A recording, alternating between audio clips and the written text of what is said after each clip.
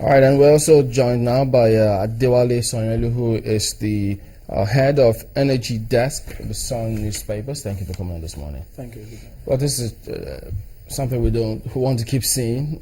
These queues, harrowing experience, getting the products. You're in the field. You get reports on a regular basis. What do you think is going wrong? Actually, what is going on is not new. And when I mean new, is something we've been hearing over and over. And even guests that have been on this program have said it over and over. One is the issue of Forex. And the other has to do with the huge allocation that was allotted to NMPC by the PPPRA for quarter one. Before now, NMPC has a quota of about between 45 and 55%. And all of a sudden, it was jacked up to 78%, leaving other marketers with 22%. That's the major marketers. Now, even the 78% that was allotted to them, they don't have the capacity to flood the market with 78%. While the remaining 22% for the major marketers, they are stalled as a result of the FX, the foreign exchange challenges. But didn't they know that that capacity is not there while they either allocated and then they in turn accepted that allocation? Well, that's the problem. Because at the last quarter of 2015, the excuse was that the allocation that was given to major marketers, that they were unable to meet up with the allocation that was given to them. And that was the reason why in quarter one they had to jack up that of NMPC. Forgetting that even the allocation that was given to them, they don't have the FX, the foreign exchange, to bring in the product. That's even the NMPC themselves? No, I'm talking about the major marketers. All right. So there is no way they can bring in these products without having the foreign exchange.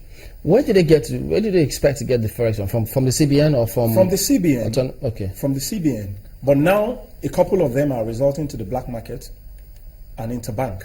What's the implication of that?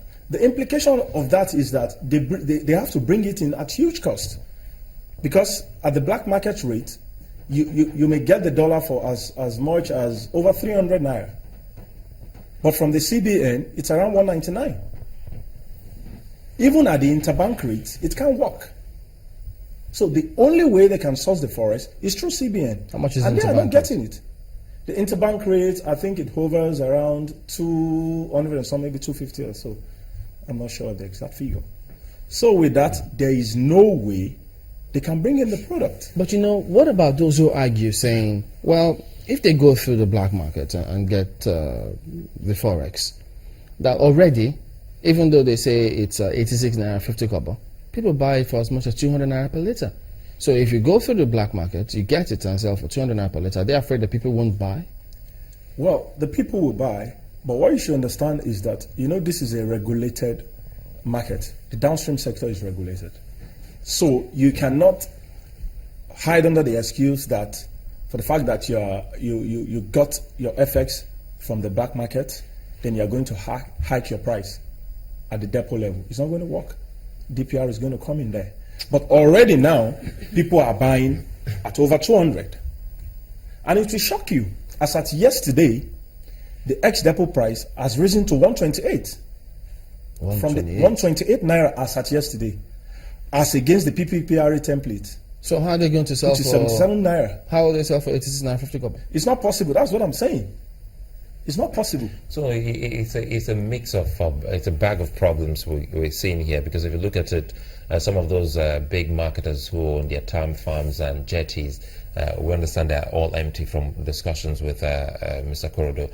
And if you look at the forex issue, and they've not been able to get the forex to even place their credits with those that they will buy this product from. We're talking about refined products.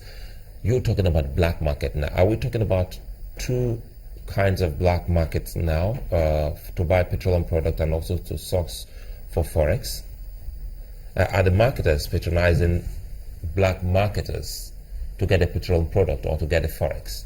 No, to get the forex. To get the forex. And by the time they get them in, and you say it has gone beyond the 77 naira mark that they would have been able to get the petroleum product into the country. No, that's not what I'm saying.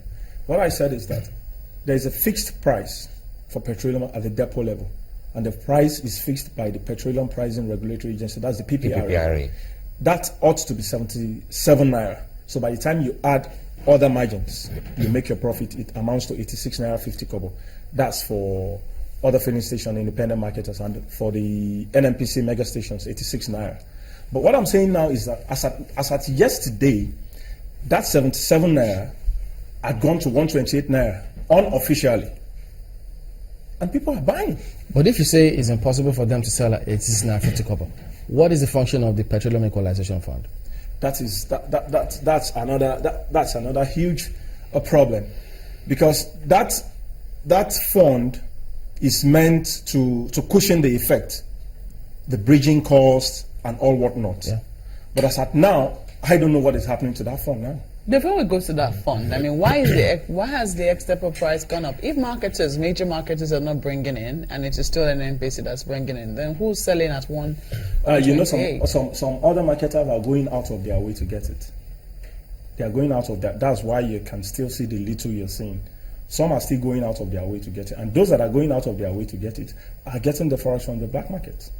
So in spite of the fact that it's difficult, and they still have DPR to contend with, they're still trying to see what it is they can do. They are still managing to do that. They are still managing to do that.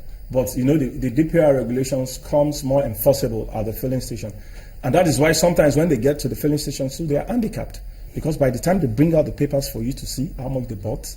What can you do? Do you think that one of the ways out could be for the NNPC to provide a flexible band rate? So, for instance, now we know that NNPC has been importing almost solely for a while, and so this is the template that they have set down. But they should also be able to take into cognizance that if people do go out of their way to get from the black market, do you think they should be able to stipulate a bandwidth through which or above which you cannot sell? Do you think that could work? That may be difficult, and that brings us back to the issue of deregulation. Yeah. Not until this sector is deregulated we will continue to have this problem, because it's just it's simple arithmetic. I cannot go out of my way to search for forests to get these products in, and you still want to regulate the price. Well, we do know that's why it's not working. We know that before now. Before, there was some problems with the forex reserves that the CBN used to oblige. In fact, one of the people that they prioritized giving forex to were the petroleum marketers. Yes, but that is not happening anymore. That is not happening anymore. Even the NNPC doesn't seem to be getting its own. It seems to be doing more of swaps to be able to get the product that is getting in. The DS direct sale, direct purchase, which kicks off April 1st, is going to take over the issue of swap. The issue of swap is a messy one. It has a lot of issues. So now refineries are going to bid for crude, just like any other private entity. You bid for the crude, you take it out to refine, you bring it in and sell at a margin. Take it out to refine? Yes.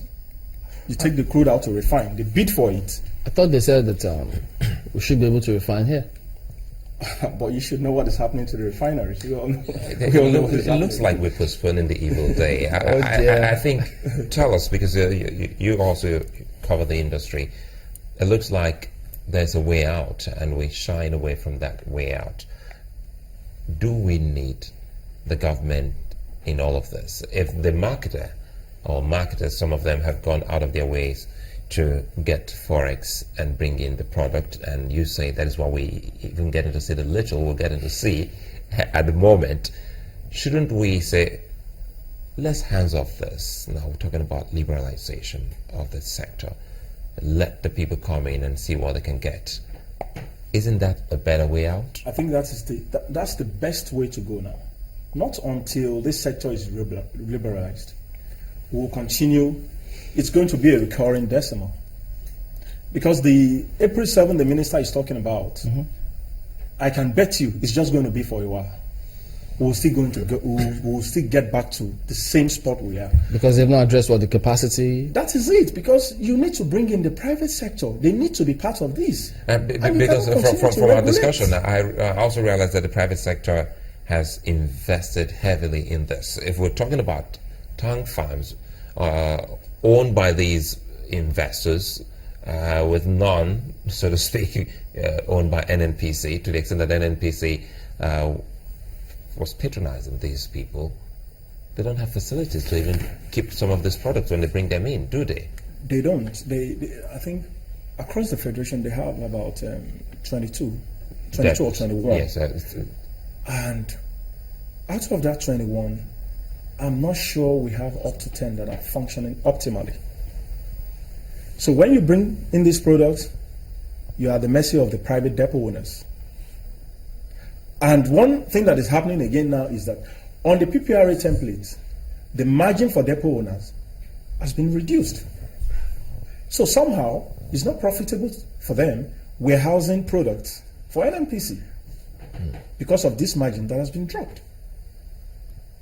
So all they need to do is just to liberalize the sector, allow people to be in products, they fix their prices, so nobody's going to tell you if this is filling station A, he's selling for 100 naira a liter, and you're selling for 150. By the time nobody comes to you, you'll be forced to meet him and ask him, please, where are you sourcing your product from?